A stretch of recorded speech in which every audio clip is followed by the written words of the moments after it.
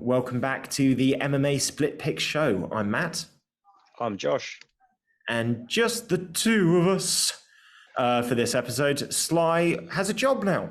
It's his first job in a very long time. We're proud of him. He's working hard, but he's working in a bar. Me and Josh work daytime hours. There's a little bit of overlap and scheduling issues that we're trying to figure out. I think long-term what we're going to do, at least while Sly is working in this job, is we might end up doing the pick show and the breakdown as like a double salvo that we then split into 2 episodes and release. It might change the days that these are coming out. So I know that we kind of said we're going to have these 2 consistent days. That might be shifting short-term, but you're still going to be getting all the same quality. And I think really for me and Josh, what we want is we need Sly in his pizza or his sandwich. There, it's just not the same if he's not sitting there eating food live on the broadcaster. To be honest, I think that's why a lot of you even actually tune in the first place. So we will be listening to that. We will be trying to get him back involved. Me and Josh have got this covered for the moment. We've got a very fun fight night coming up at the Apex in Vegas. Quite often after a big card, the following event can sometimes be a bit lackluster, but there's some really good names, some really well-made fights. Firstly, though, Josh, do you mind if we spend a few minutes talking about the news? Because when we did our podcast, our weekly show, breaking down everything, not that much news has happened. Since that day, Sunday, there's been a lot of news. We've had some details of news that we had already touched on that I want to get to. But let's start with some positive stuff first. We have an interim title fight on UFC 267. Yep. And I'm really glad Corey Sandhagen's been sort of Johnny on the ball there and got himself this title shot, because really it's the fight against the real champion. All right, and I'm very much supportive of what happened to Aljo, but face facts, Jan's the champ, really. Yeah, I'm fucking excited.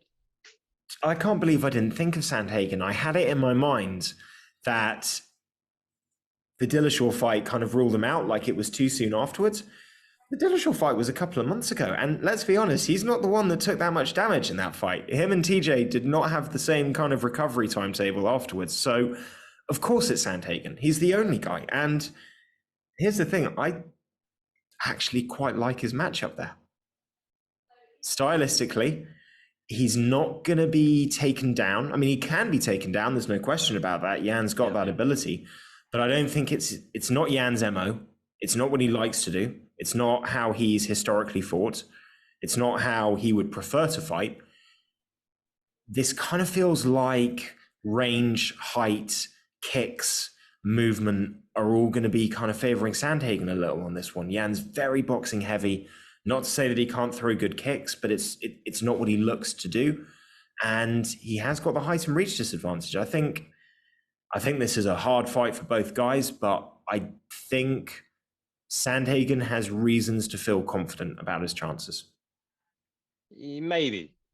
I think Dillashaw exposed some holes, and the thing is, his grappling can be very good, but it's far from perfect or systematic. He takes risks and he makes mistakes. So I think this fight, if Jan takes it to the mat often, and if Sandhagen's able to minimize the mistakes he makes, I definitely think it could be a favorable matchup for Sandhagen. Really depends which Corey kind of steps in there, you know? Is it the switched on guy that took apart Marlon Moraes? And I can't think for the life of me. What was before the Moraes fight? You're thinking after the Moraes fight, and you're thinking Frankie Edgar. Frankie, oh my God, that knee, yes. Or is it going to be the Sandhagen that got schooled by Aljo, and kind of got run across a close fight, but kind of a one-sided fight against Dillashaw? I just mean it was clear, round to round. It was close, but probably clear enough. You realize I still think Sandhagen won that fight.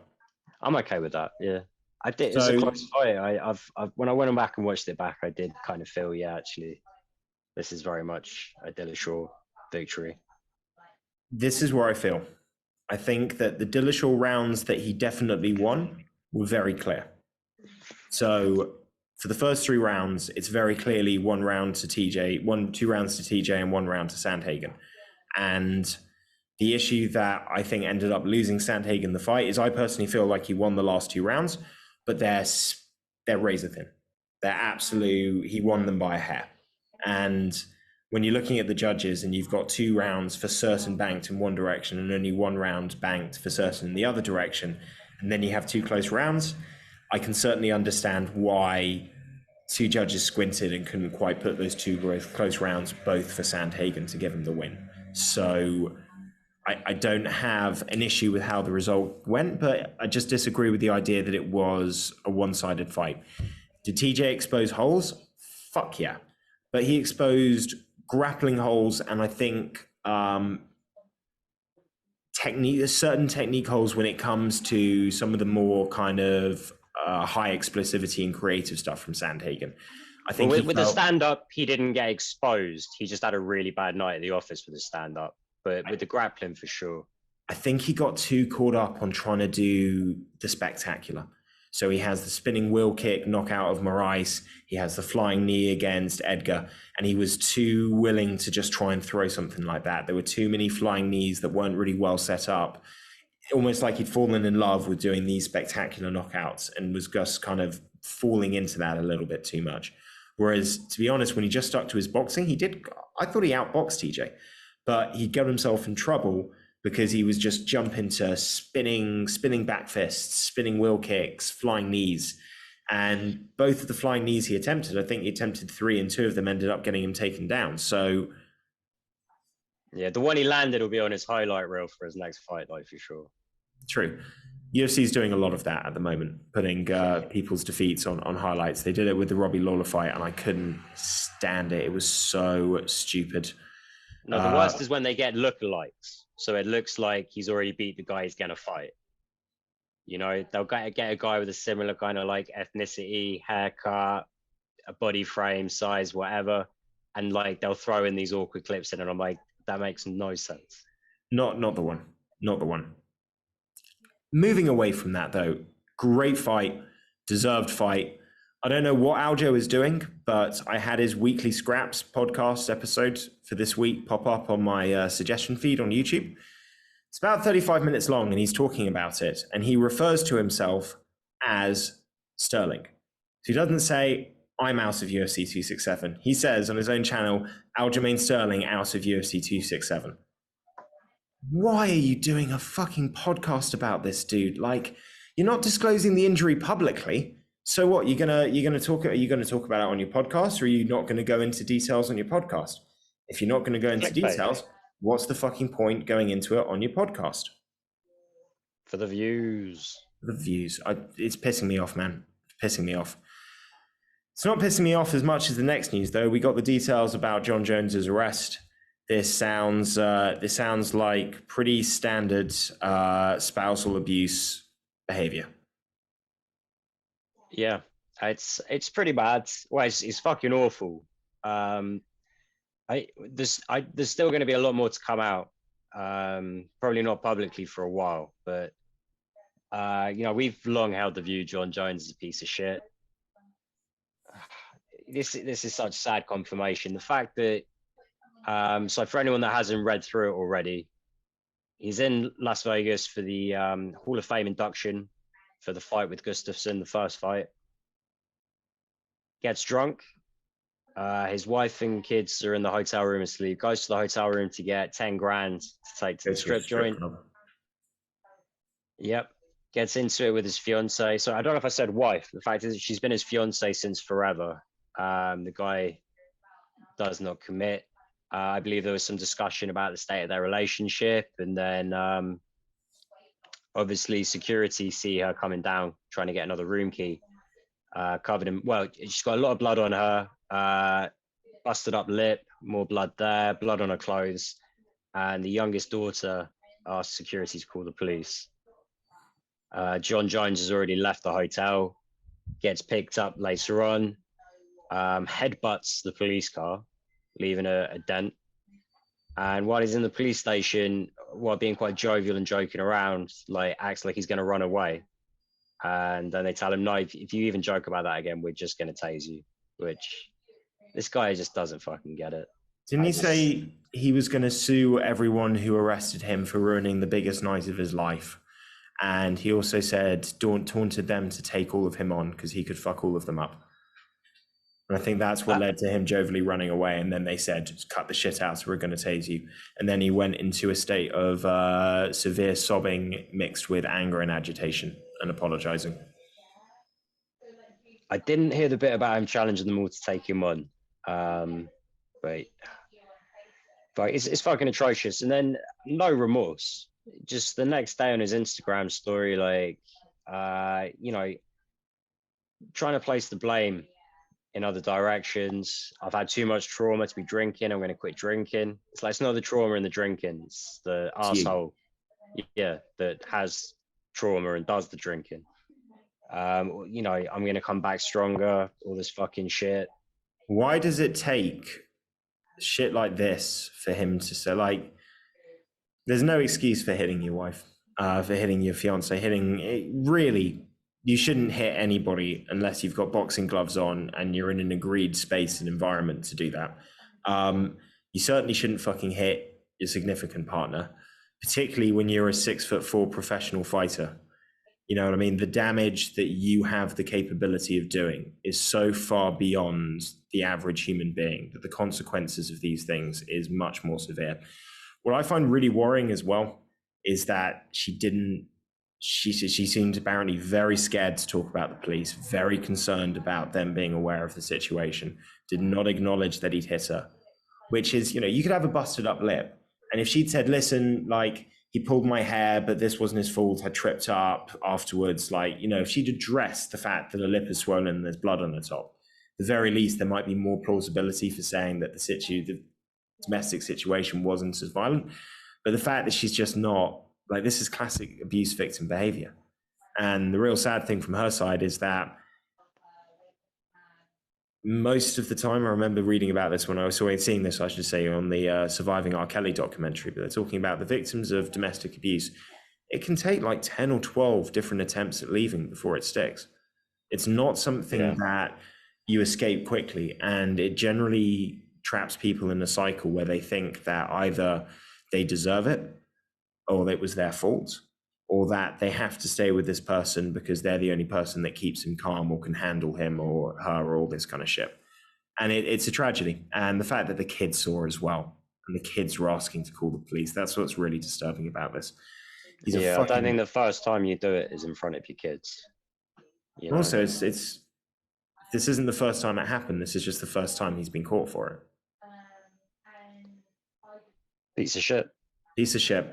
I don't want to see the UFC give him fights, man. Like, I know that's a difficult thing to say, and they've very much towed the line of not really taking too much of a moralistic standpoint towards fighter behavior within, obviously, legal parameters. I just feel like this is getting to a point where if you give him if you give him a fight, you're going to hype it. If you hype it, you're giving him, a positive public image. And I don't know if that's at this point just enabling a continuation of this behavior. I feel like this is getting to a point where he needs to face more severe, permanent, standing consequences for his actions. Because right now he thinks he can, of course this has happened. Because it's happened 1,000,001 times before in different situations, and he's gotten away with it. He's still been allowed to fight. He's still become the champ again. Everything's still been fine. And then he fucks up and he has some bad press, and then everything's fine again. This is going to continue happening until he's no longer able to get that good press. To be honest, I don't think it's going to be a moral decision for the UFC. If Jon agrees that this has dragged down his asking price, has dragged down his value, and they can put him in like a big marquee heavyweight headliner, then they'll probably do it. The way his fucking ego is, I don't see that compromise ever being made. We were talking about this for a long time. Jon Jones, Francis Ngannou, they're gonna have to fucking pour some fucking money at him, and they weren't willing to do it before he did this. There's no way they're going to be willing to meet his asking price now, and I don't think he'll ever drop it. So, and he's under contract, so I really think this is going to be the last we see of Jon Jones. I fucking hope so. I hope so, and I hope as well. I hope that away from the spotlight and the fame and his active career and all the rest, that he is able to find some peace for all of this shit. and get his life together. For him, for the people around him, everyone deserves a second chance, but this guy's on his fucking 11th, and I'm just bored of it. I wasn't watching the UFC when he made his run up. I wasn't watching the UFC when he was this dominant champion. I do not have the same connection that other people have. I saw the Jon Jones that was already marked, was already a drug cheat, had already done terrible things. And did he have some really impressive performances and wins in that time? Yeah, he did. But I don't have the same connection to the guy. I'm not. It's not one of the guys that got me into the sport that I look forward to seeing. Most of the time, I'm excited to see him lose. There is an enjoyment in that. I really, really, really fucking hate domestic abuse, man, and particularly when kids see it. And I just don't want that person to get. What happens as soon as he gets a fight is they're not going to say, "Oh, piece of shit, Jon Jones," off the back of his 5th fucking run-in with the police. No, it's going to be greatest ever light heavyweight champion, yada, yada, yada. And I just don't think that that's good for anybody, for him right now. You need to have some standards. For sure. I don't think it's going to happen. And I'm sure the UFC will pretend it was for standards, but probably not. No. Anyway, man, time's running on. Time's running on. Very quickly before we do the picks, just one sentence. Aldo versus Rob Font. This is your dream fight. This is like your boy getting his fucking title eliminator shot. Yeah, man. I think great fight. This is coming in December, right? Is this going to be on the same card as Lewis Dorcas? Oh, I don't know. But if it is, that's a fucking hell of a card. Either way, December's going to be a big fucking month. That's the other fight announcement. Derek Lewis fighting Chris Dorcas. Massive Is it fight. a good fight for Dorcas? Probably not. But you know what? If you've got title aspirations and you've got to find some way to beat Francis Ngannou, then you've got to be Superman. Fuck it. Beat who they put in front of you. Absolutely. On that note, this main event is going to be a lot of fun, and it's also going to be very, very strange. Johnny Walker taking on Thiago Santos. I think it's safe to say, without being arrogant, that these guys have not shown their best in the last couple of outings.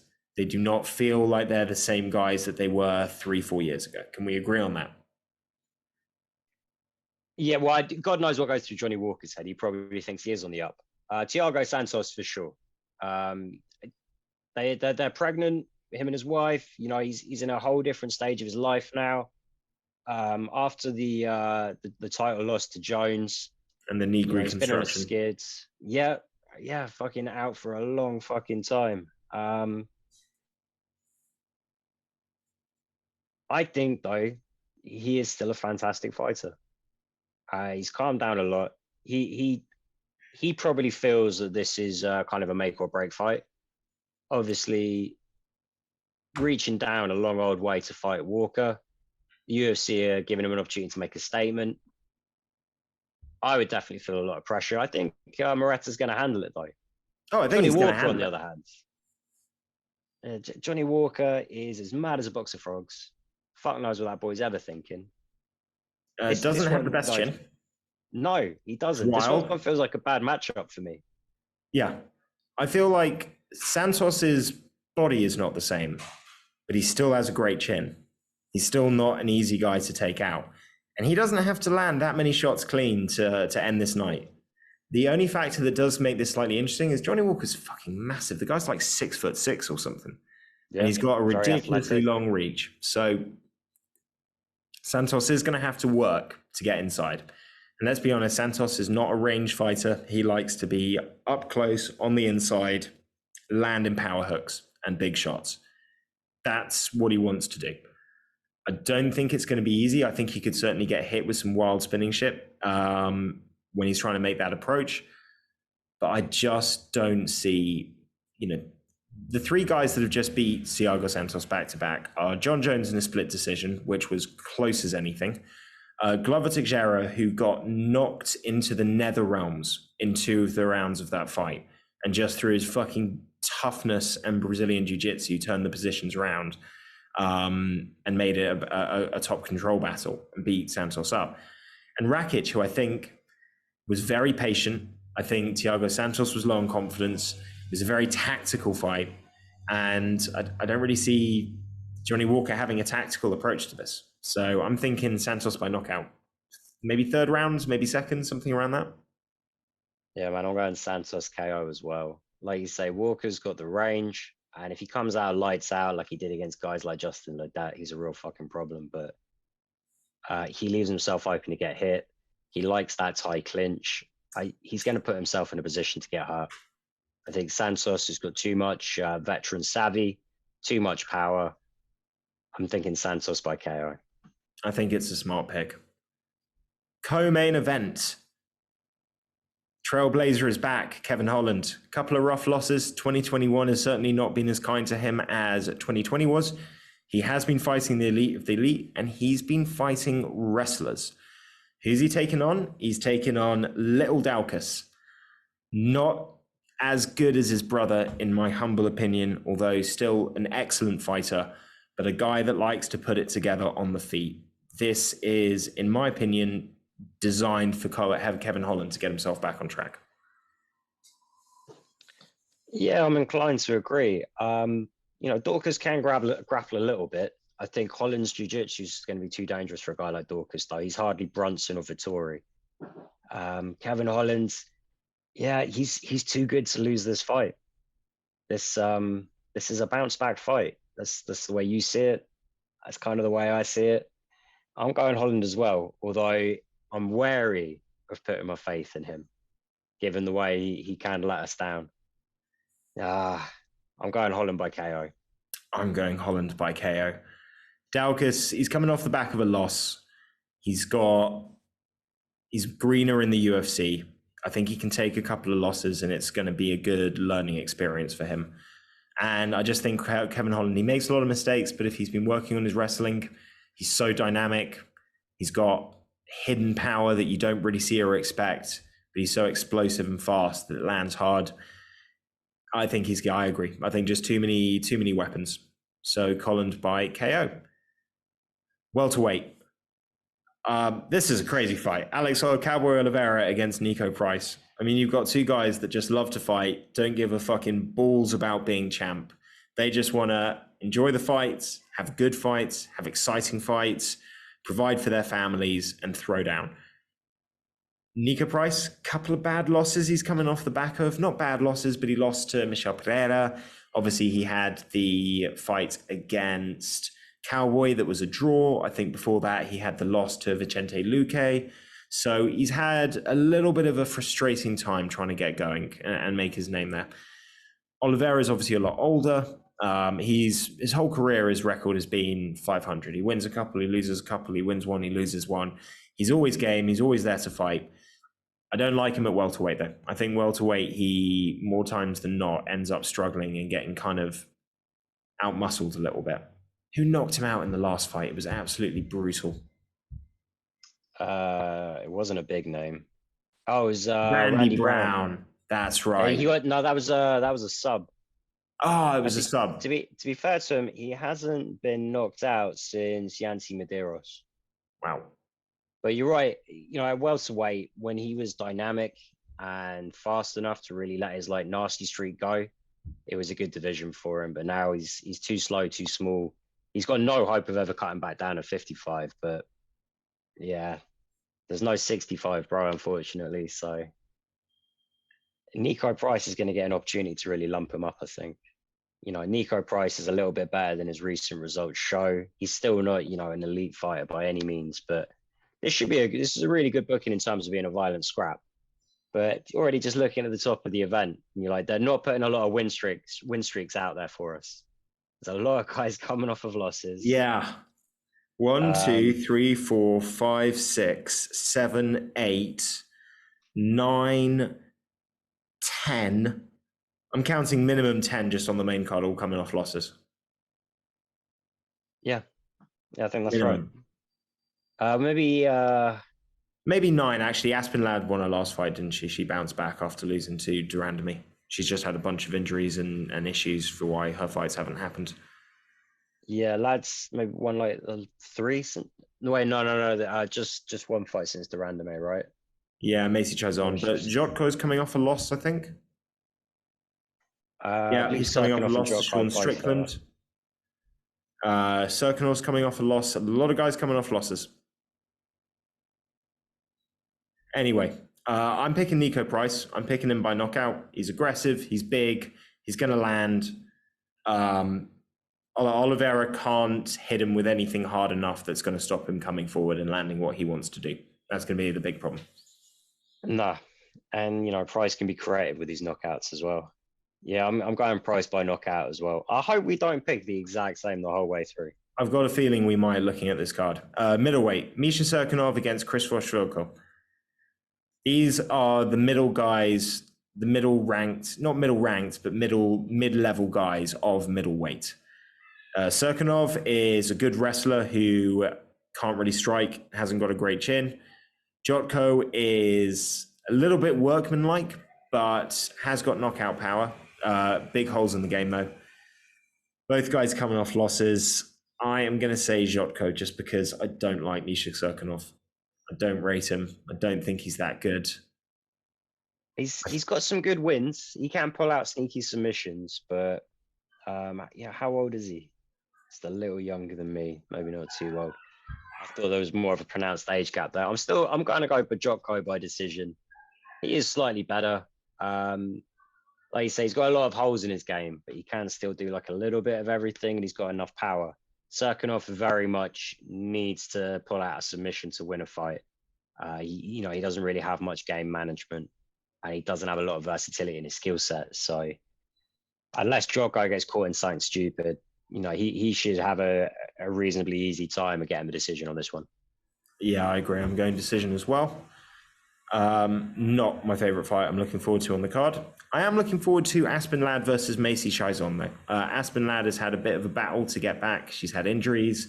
I think one of her fights got called off because of COVID. This fight in itself has been cancelled more than once. Hopefully, fingers crossed, touch wood, throw a rabbit's foot over your arm, whatever the bloody superstition is. We're finally going to get this one happen. And I'm going to say the same thing that I said when we did our picks for this the first time it got announced. This is not the right time or the right fight for Macy Chizon. Aspen Ladd by, I could even see a TKO. I'm going to say TKO. Perfect. Thank you. I'm going Ladd by decision. Chizon's definitely got the power and the range, but she doesn't always. Her stand-up game's nowhere near as technical as Aspen's, or at least nowhere near as efficient. She doesn't apply it as well across the entire fight. She'll get caught up in some awkward moments. She'll take some shots, take some damage. Yeah, I can't remember which way I picked last time, but I'm definitely going Ladd this time. Nice. Ladd by decision. Alexander Hernandez taking on newcomer Mike Breeden. I am biased in this. I can't fucking I know you are. Stand Alexander Hernandez. This guy is like the fucking Quinn from Jaws, the nails on the chalkboard in the meeting room. It's just, I don't like him talking. I don't like him fighting. I don't like anything about this guy. So I'm going to pick Mike Breeden, not for any logical reason, for pure disdain. I'm very wary of picking Alexander the not so great, but I don't know much about Breeden. Hernandez is at least as good as like top regional guys as I see it. I remember the buzz when he came in. I thought he has looked good in patches. I'm going to pick Hernandez by decision. Hey, we got a split on the fight. That's good. Let's go through these prelims quickly. Lightweight, Joe Selecki taking on Jared Gordon. Really well-matched fight. I like both of these guys. I'm leaning towards Selecki, though, and I am going to say Selecki by submission. Nice. I feel bad picking against Flash, but I'm going Selecki as well. I think the grappling's going to nullify each other a little bit, though. I'm going Selecki by decision. Nice. Antonina Shevchenko taking on Casey O'Neill. I like O'Neill in this one. I don't know if she's ready for this, but I think she's got the grappling to be able to wrestle fuck Antonina and sub her out. I'm saying O'Neill by sub. Yeah, at the end of the day, it's only Antonina. I'm going for the Scot-Australian. O'Neill by sub as well. Nice. What the fuck? I don't know. I guess confused. they She like got all Brazilian cut. fights. She got cut. She was officially cut. It was over. We didn't have to see her anymore. It was done. What the fuck is this bullshit? Well, she's going to lose. I think she's going to lose quite badly. Yeah, this is going to be rough. Yeah, I suppose you make a good point. Maybe they decided that I she like wasn't. Carol Hoser. Yeah, this is just going to be a fun fight for Hoser fans. Rosa by knockout? Oh, sorry, let me just grab my food quickly. No worries. I'll tread water. I'm going to go Rosa by decision. Although it could easily be a knockout as well. For those of you that don't know, Bachkahaya, not a great fighter. Matt, not a fan. I've never really liked her. Always kind of pissed me off a little bit when she talks, but I don't hate her anywhere near as much as he hates Alexander Hernandez. All I heard is as much as I hate Alexander Hernandez, and you're correct. I doubt that you hate any fighter as much as I hate Alexander Hernandez. I was going to edit that out, but you did such a good job of covering me while I'm gone that let's just we're keeping it live. Keeping it live. Carol Rosa by knockout. And may I enjoy the blood that she spills this evening. Devontae Smith against Jamie Mullarkey. A guy that likes to knock people out. Smith. Against a guy that is as close to impossible to knock out as impossible to knock out gets. He is so fucking tough, this guy. I think the first time I saw him, I always remember feeling like genuine fear and concern for his well-being. His face looked different, and he just kept getting back up. So I'm picking Jamie Mullarkey by decision. Fair enough, man. I mean, the MMA math works out. You know, Smith was beat by Worthy. Mullarkey's fresh off the win over Worthy. I'm going Devontae Smith, though, by decision. I can't pick against, you know, the namesake of 6. So, as shit as the Eagles were this week. Because of your fucking eagle flying. Yeah, Smith by decision. Monday was a rough night for you guys. The first half of the season is supposed to be a little rough. Give a fuck. Just it's the Cowboys, so Cowboys are good, yeah. You know what? Fucking Miles Sanders carries the ball twice. It's not like there isn't shit that we could do differently. Very true. Sirianni just needs to pull his head out his ass, but you know what? It's his third fucking game. It's his first Monday night. Hey, at least you didn't lose because your quarterback receiving possession on his own 1 yard line, snapping the ball while he's in his own end zone, decides to himself, you know what I'm going to do? I'm going to call an audible and throw a screen pass and give the ball, while we've got a 14-point lead, to my wide receiver who's standing 9 yards behind the 1 yard line with the entire rest of the team pressing forward. So basically, poor fucking Jalen Waddle, we're winning the game, catches the ball, just looks around because as soon as he catches the ball, he's getting flatlined. Safety, we give the ball back, and then 25 unanswered points. And then we still pull it back. We drive them on the last play of the game to overtime. And then we have the ball. We could literally, we're on a 3 and 2 yards. And then they call the dumbest fucking trick play that just completely blows up. And we end up kicking the ball and then they win. Absolute gut wrench. Absolute gut wrench. We're not here to talk about NFL, and we are on our lunch break, so I will hurry back up. Douglas Silva de Andrade against Gaetano Parillo. I can't remember most of these guys, but either of these guys, I'm sure I've seen Silva de Andrade fight, but I can't remember it very well. So I'm just going to say Silva de Andrade by decision. Yeah, D Silva's the one with like the kind of mohawk. Looks way older than he fucking is. He's kind of like a hard hitting kind of thing, like a really poor man. Okay, yeah. He didn't fight for a couple of years and he fought Leroy Murphy. Yeah, all right. Yeah, I remember this guy. I'm going D Silva. I've written all my picks down, so I shouldn't have to think about it. I went D Silva by decision. Come on, Andrade. Nice. Stephanie Egger, Shani Young. I can't remember either of these. It's going to be a trend with these bottom 3 fights. I'm just going to say Egger by decision. Super safe. Ryan Young by decision. Nice.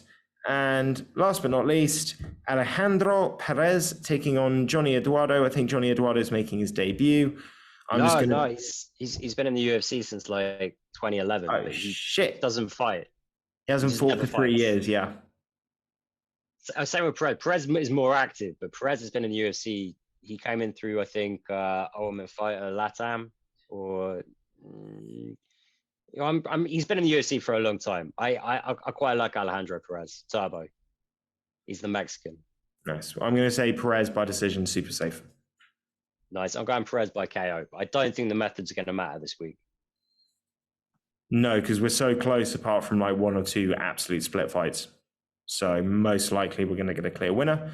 But we're going to find out. It's a fun card. We'll call it the bounce back card because everyone's coming off a loss, but there can be some good stories with that. And yeah, everyone enjoy the fights. We're going to be back next week for the pick show and the breakdown show. Maybe not sure what day. We're going to work that out with Sly, but whatever it is, we'll see you then. Till then, Bye, Laurie. bye Dave. Bye, Laurie. Bye, Truthfully.